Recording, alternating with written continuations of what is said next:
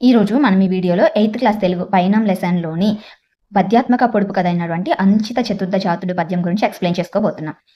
First పద్యం గురించి మనం చూసుకున్నట్లయితే, అంచిత చతుర్థ జాతుడు పంచమ మార్గమున నేగి ప్రథమ తనూజన్ గాంచి తృతీయం బక్కడ నుంచి ద్వితీయంబు దాటి ఒప్పుగా వచ్చెన్. అది పద్యం. పద్యానికి మన టెక్స్ట్ బుక్‌లో ఇచ్చిన ఆన్సర్ ఏంటి? భూమి, నీరు, అగ్ని, వాయువు, ఆకాశాలు ఆన్సర్‌గా ఇచ్చాడు. ఫస్ట్ మనం ఒకసారి అక్కడ అబ్జర్వ్ చేసినట్లయితే, అక్కడ ఇచ్చిన ఆన్సర్ అనేది పంచభూతాల యొక్క వరుస క్రమం.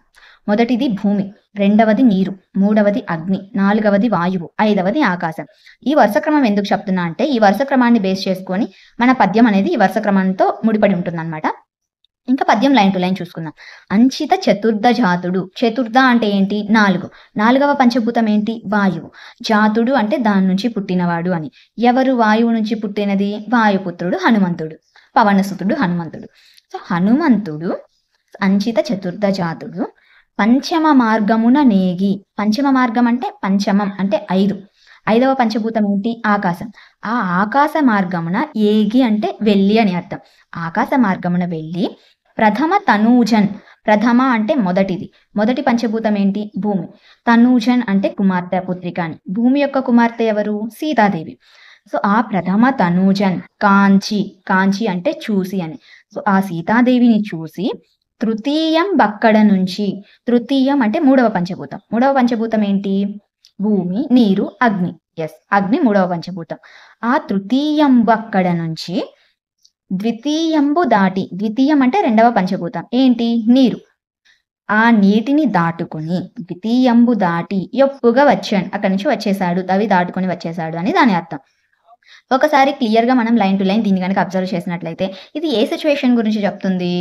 దేని గురించి చెప్తుంది అంటే, రావణాసుడు సీతాదేవిని ఎత్తుకెళ్ళినప్పుడు అశోకవనంలో ఉన్న సీతాదేవిని చూడటానికి హనుమంతుడు వెళ్తాడు. ఆయన వెళ్ళిన తర్వాత ఆవిడ్ని చూసి అక్కడ లంకా దహనం చేసి మళ్ళీ రిటర్న్ వచ్చిన సిచ్యువేషన్ గురించి ఈ పద్యం చెప్తుంది. దాన్ని పంచభూతాలతో అన్వయించి చెప్పారనమాట ఇక్కడ.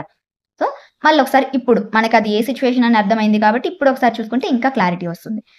సో అంచిత చతుర్థ జాతుడు హనుమంతుడు పంచమ మార్గమున నేగి ఆకాశ మార్గాన వెళ్ళి ప్రథమ తనూజన్ గాంచి సీతాదేవిని చూసి తృతీయం బక్కడ నుంచి అక్కడ లంకకి నిప్పెట్టి. తృతీయం అంటే థర్డ్ వన్ అగ్ని.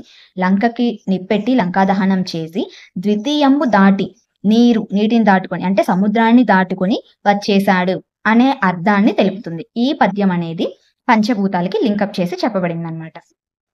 Thank you so much for watching. ఈ ఎక్స్ప్లెనేషన్ కనుక మీకు నచ్చినట్లయితే డెఫినెట్గా మన ఛానల్ అయితే సబ్స్క్రైబ్ చేసుకోవడం మాత్రం అస్సలు మర్చిపోకండి. ఇలాంటి యూస్ఫుల్ కంటెంట్ వీడియోస్ మన ఛానల్లో చాలా ఉన్నాయన్నమాట. వేటిని మీరు మిస్ అవ్వకూడదు అనుకుంటే మన ఛానల్ అయితే డెఫినెట్గా సబ్స్క్రైబ్